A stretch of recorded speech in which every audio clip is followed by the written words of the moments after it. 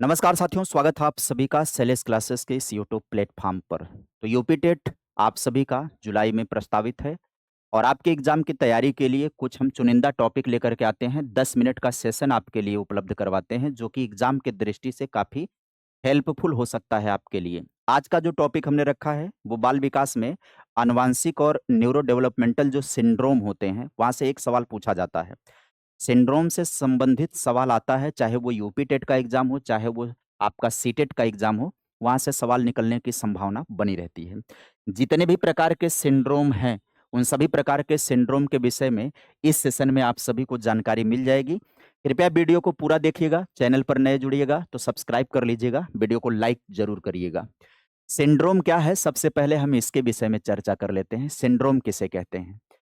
Syndrome लक्षणों और संकेतों का एक ऐसा समूह होता है जो एक साथ प्रकट होते हैं या किसी विशेष बीमारी या असामान्यता को दर्शाता है या बच्चों के शारीरिक और मानसिक संज्ञानात्मक विकास को क्या करता है? प्रभावित करता है। सिंड्रोम ये होता है। अब हम कुछ सिंड्रोम के बारे में चर्चा करते हैं, जिसमें सबसे पहले हम सिंड्रोम के बारे में चर्चा करेंगे वो कौन सा होगा? डाउन सिंड्रोम होगा। डाउन संलक्षण जिसको कहा जाता है। डाउन सिंड्रोम होता क्यों है? ये सवाल आपके परीक्षा में पूछा जाता है। यह एक आनुवांशिक विकार होता है। सामान्यतः मनुष्य में 46 गुणसूत्र के जो 23 जोड़े होते हैं, इसमें होता क्या है?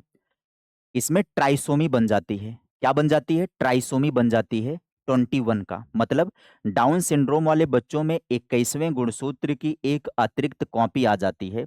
इस प्रकार कुल गुणसूत्र 47 हो जाते हैं और माता का जो 21वां जोड़ी गुणसूत्र होता है, वो बिना डिवाइड हुए प्रवेश कर जाता है। जैसे आप समझिए, इस तरीके से पेयर में गुणसूत्र मिलते हैं।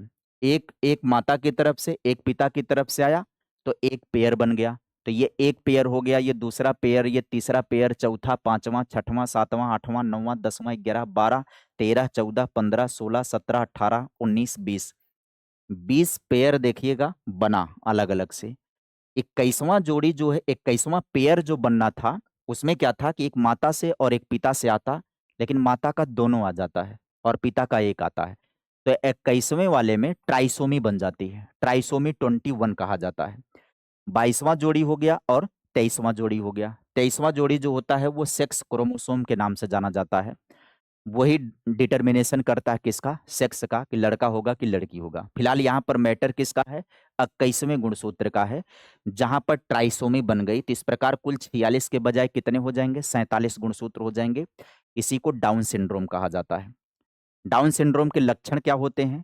चपटा चेहरा हो जाएगा, छोटी गर्दन हो जाएगी, ऊपर की ओर झुकी हुई आँखें हो जाएँगी, मांसपेशियों में ढीलापन होगा, बौद्धिक अक्षमता या धीमी सीखने की गति होगी। पहले इसको नाम दिया जाता था मंगोलिज़्म। पहले इसी को नाम दिया जाता था क्या? मंगोलिज़्म कहा जाता था। विशेष शिक्षा और स्पीच थेरेपी की इनको ज़रूरत पड़ती है। ये बच्चे बहुत स्नेही होते हैं और सही वातावरण मिलने पर काफ़ी कुछ सीख सकते हैं। दूसरे सिंड्रोम की तरफ चलते हैं। दूसरा सिंड्रोम है टर्नर सिंड्रोम। टर्नर सिंड्रोम क्या होता है? ये केवल लड़कियों में पाया जाता है। या केवल लड़कियों में पाया जाता है। 2 एक्स गुणसूत्रों के बजाय केवल 1 एक्स होता है, कुल 45 गुणसूत्र रह जाते हैं। मतलब लड़कियों में होता है, इसका मतलब है ये जेंडर से रिलेटेड हो जाता है। सेक्स डिटर्मिनेशन से संबंधित 23वां गुणसूत्र। 23वां गुणसूत्र माता का एक्स एक्स है तो पिता का एक्स वाई है। तो पिता का जो गुणसूत्र है एक्स ना, वो आता ही नहीं है। माता का केवल 1 एक्स गुणसूत्र रह जाता है। ऐसे में गुणसूत्रों की संख्या जो 46 होनी चाहिए, वो 45 हो जाती है। लक्षण क्या होगा? सामान्य से कम लंबाई होगी, शारीरिक और यौन विकास में देरी होगा, बांझपन होगा। बुद्धि सामान्य होती है पर गणित और स्थानिक अवधारणाओं में इनको कठिनाई होती है। एक होता है क्लेनफेल्टर सिंड्रोम। क्लेनफेल्टर सिंड्रोम क्या होता है? केवल लड़कों में पाया जाता है। ये सिंड्रोम केवल लड़कों में पाया जाता है। तो केवल लड़कों में पाया जाएगा तो ज़ाहिर-सी बात है 23वां जोड़ी गुणसूत्र ही प्रभावित होगा।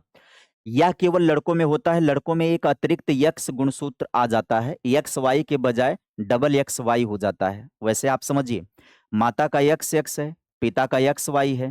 तो माता से एक्स आता है, पिता का वाई आता है, तो एक्स वाई का कॉम्बिनेशन बनता है, लड़का पैदा होता है। इसमें क्या होता है? पिता का एक्स वाई दोनों चला जाता है। माता का एक्स गया और पिता का एक्स वाई आ गया। तो यहाँ पर डबल एक्स वाई निर्मित हो जाता है।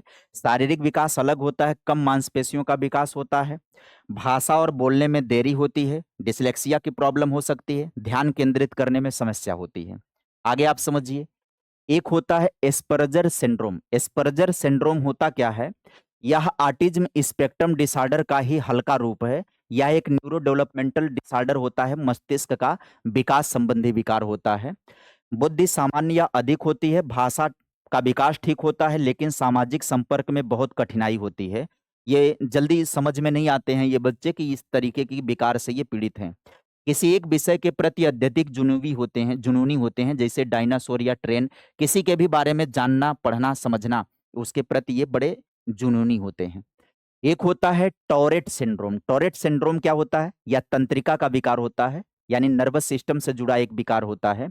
बार बार अचानक अनियंत्रित गति हो जाती है, मोटर टिक्स होता है, या आवाजें, उदाहरण आंख झपकाना, कंधे उचकाना, गला साफ करना, अपशब्द बोलना। ये पता नहीं चलता है कि ये वाला विकार होगा। तनाव या घबराहट में टिक्स बढ़ जाते हैं। शिक्षक को ऐसे बच्चों के प्रति संवेदनशील होना चाहिए। आगे समझिएगा, एक होता है फ्रेंजाइल एक्स सिंड्रोम। फ्रेंजाइल एक्स सिंड्रोम में होता क्या है? यक्स गुणसूत्र में एक विशेष जीन के उत्परिवर्तन के कारण लड़कों को लड़कियों की तुलना में अधिक प्रभावित करता है। ये लड़कों को लड़कियों की तुलना में ज्यादा प्रभावित करता है। आनुवांशिक बौद्धिक अक्षमता का सबसे आम कारण यही होता है। ऑटिज्म या एडीएचडी जैसे लक्षण बच्चों के अंदर जन्म लेते हैं। शारीरिक पहचान क्या होगी? लंबा चेहरा, बड़े कान और चपटे पैर हो जाएंगे। ठीक है, ये इस तरीके का यक्स गुणसूत्र में एक समस्या आ जाता है, म्यूटेशन आ जाता है। आगे समझिए, एक होता है रेट सिंड्रोम। रेट सिंड्रोम यह एक दुर्लभ आनुवांशिक तंत्रिका तंत्र संबंधी विकार है। यह लगभग विशेष रूप से लड़कियों को प्रभावित करता है। शुरुआत के 6 से 18 महीनों तक बच्चा सामान्य रहता है, फिर सीखी हुई क्षमताएं जैसे बोलना, चलना, हाथों का उपयोग खत्म होने लगता है। हाथों को बार बार रगड़ना या मलना इसका प्रमुख लक्षण होता है। ये कौन सा है? रेट सिंड्रोम इसको कहा जाता है। सारांश आप सिंड्रोम का समझ लीजिए। गुणसूत्रों की संख्या पर आधारित जो है वो डाउन सिंड्रोम है, टर्नर सिंड्रोम है और क्लीन फिल्टर सिंड्रोम है। और विकासात्मक व्यवहार से संबंधित जो है वो एस्पर्जर सिंड्रोम होता है और टॉरेट सिंड्रोम होता है। जीन उत्परिवर्तन से संबंधित सिद्धांत सिंड्रोम में फ्रेंजाइल एक्स सिंड्रोम हो जाएगा और रेट सिंड्रोम हो जाता है। कुल प्रकार के हमने अभी तक सिंड्रोम 7 प्रकार के पढ़े हैं। यहाँ पर हम लोगों ने 7 प्रकार के सिंड्रोम का अध्ययन किया है। उम्मीद करेंगे कि आपको यह वीडियो अच्छी लगी होगी, पसंद आएगी। सभी प्रकार के सिंड्रोम से संबंधित जानकारी आपको इकट्ठा मिल जाएगी, तो आप सभी लोगों की परीक्षा के लिए ये काफ़ी काम करने वाली है, हेल्पफुल होने वाली है।